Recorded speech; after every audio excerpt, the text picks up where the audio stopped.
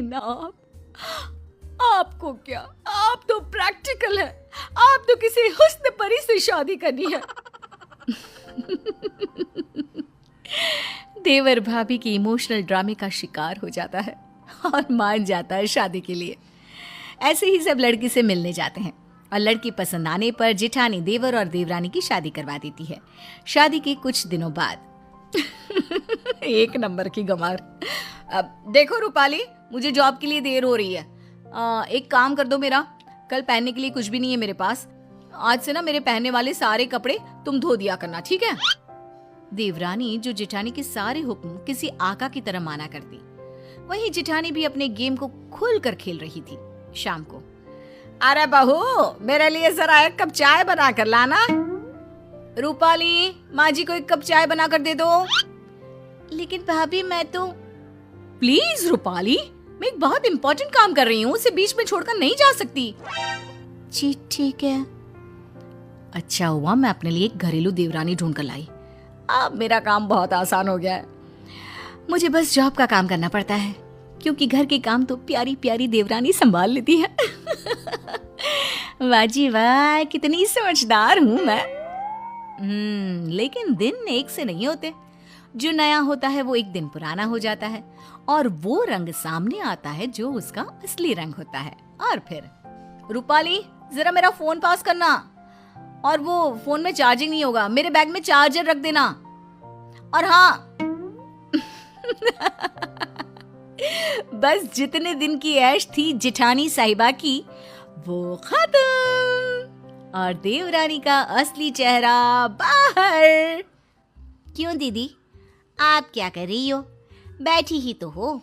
और दीदी, ये छोटे मोटे काम ना खुद कर लिया करो, वैसे भी ऑफिस में भी तो काम करती होगी ना, हैं?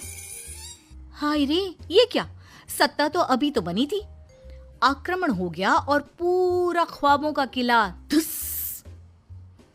ओए सुन, ज्यादा बोलने की जरूरत नहीं है, गंवार कहीं की। मैं ना होती तो किसी गांव के घर में चूल्हा फूंक रही होती। ओए होए, ये मुंह और मुख की दाल, मैं कहाँ बैठी होती ये आपको ज्यादा पता है। मेरी सुंदरता और गुणों की चर्चा 7 समंदर पार तक थी, तो मैं कहाँ होती ना, इसकी चिंता तो आप छोड़ ही दीजिए। अगले दिन, अरे माँ, ये देवरानी साहिबा कहाँ है? उठी नहीं है क्या अभी तक? अरे वो है कहाँ, वो तो सुबह के बस से ही गांव चली गई। और हाँ, वो बात कर ही रही थी कि सामने से जेठानी का फोन आ जाता है। सुनिए दीदी, मैं ना कुछ दिनों के लिए अपने मायके जा रही हूँ, मेरी बस का टाइम हो गया है, इसलिए मैं कपड़े और बर्तन धोकर नहीं गई हूँ, इसलिए वो काम आप ही कर लेना।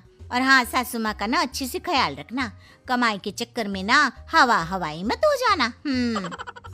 हाय रे, जेठानी के पैरों तले जमीन खिसक जाती है। क्यों नहीं करके गई हो? और माँ जी ने हाँ बोला था क्या जाने के लिए? और तुम्हें मुझसे पूछना चाहिए था कि जाऊं या नहीं। माना भाभी, बहुत गर्मी है, लेकिन ये क्या कि आप अपना मानसिक संतुलन ही छोड़ देती हैं। अरे बकवास करने की भी हद होती है भाभी। अच्छा, तो तुम वापस आओ, काम पूरा करो और फिर जहां जाना है जाओ। सास सब सुन रही थी। वो समझ जाती है कि जेठानी ने किस मकसद से देवरानी की शादी इस घर में करवाई है। फिर एक रोज जब देवरानी वापस आती है तो, माँ जी, मेरे ना होने पर लग रहा है कि नाश्ता खाना आपने सब छोड़ दिया था, कैसी पतली हो गई है इतने दिनों में। अरे कौन देगा मुझे खाना, वो तो नौकरी करती है, तू भी किसके भरोसे छोड़कर चली गई मुझे। अरे क्या करती माँ जी, माँ की तबीयत खराब थी ना तो गई थी, वरना नहीं जाती। वैसे भी ना माँ जी, भाभी को भी अब थोड़ा काम करना चाहिए, हम कौन सा उनके पैसे रखते हैं, अरे घर उनका भी तो है ना। ये बोलकर गांव से सफर करके जो लड़की आई, वो तुरंत सास को खाना देने के लिए किचन में घुस गई। तभी जेठानी, अरे आ गई हो तो चाय भी बना दो, और हाँ, खाना थोड़ा जल्दी कर दो, मैं पैक करके भी ले जाऊंगी। सास को गुस्सा आता है।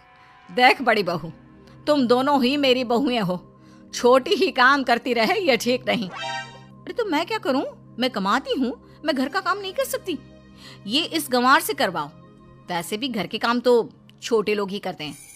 तभी देवरानी आ जाती है। माँ जी, आप ना परेशान ना हो, मैंने शाम के खाने के लिए एक छुट्टी लोग जैसी नौकरानी रख ली है, सुबह का मैं बनाऊंगी और रात का या तो भाभी या तो वो नौकरानी, और नौकरानी के पैसे तो